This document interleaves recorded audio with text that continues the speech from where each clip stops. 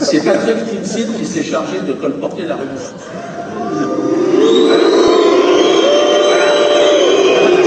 C'est de celui-là que je parle. Et c'est un humoriste, bon, assez ringard, pour ceux qui ne connaissent pas, très ringard, mais juif, donc automatiquement un génie.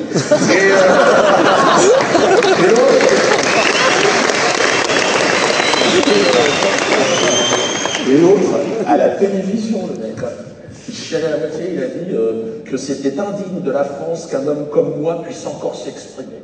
Un homme, bon j'ai apprécié déjà que... il a dit en tant que juif, parce qu'apparemment il est très très juif, chose que je ne savais pas, et il a expliqué par rapport à la grand-mère de Satan, je sais pas quoi, et qu'il est foutu, quoi.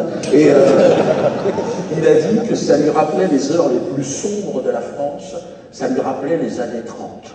Merde. Bon, il n'était pas né, hein, mais il s'en souvient comme si c'était hier.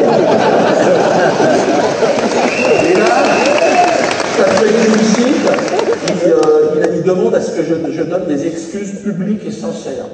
Donc je profite de cet espace qui m'est donné devant 3500 personnes, ici à Saint-Étienne, pour lui dire...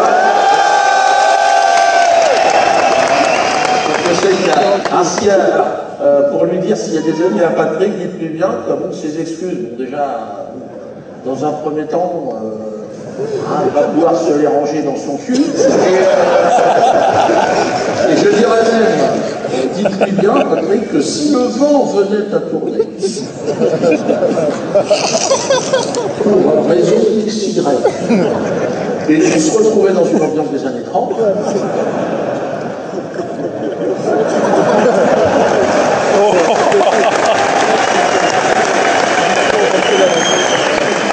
il ne faudra pas venir se planquer dans ma cave. En cas de match retour, moi je le balance au coton. De toute façon, c'est la loi, ils seront obligés de s'y soumettre. Et moi je le ferai avec les trompettes. Attends, tu rigoles ou quoi? Le mec, il veut m'empêcher de passer dans ce pays. Tu t'emmerdes. Comment je fais pour nourrir des enfants, ouais. Bon, je place à la danse. Vous l'avez vu, ça? Non, la semaine dernière, Hitler était un génie. devant 2000 personnes à Mâcon, en disant qu'en cas de retour des années 30, il ne faudrait pas que vous veniez vous planquer dans sa cave.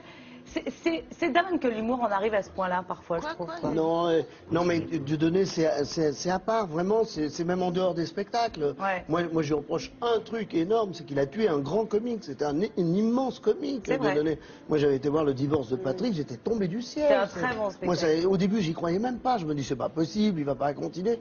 Et là, c'est vrai que là, il continue, il en rajoute. Je crois qu'il est parti dans une voie, et puis peut-être une impasse. Ouais. Voilà, il est comme dans une boîte, alors il mord.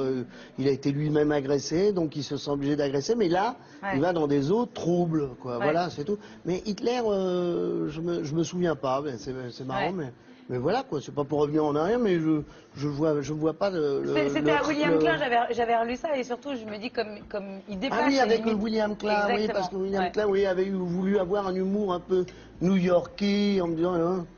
Et ouais, c'est vrai, il y a eu un heurt. Exactement, c'est pour ça qu'on était revenu là-dessus.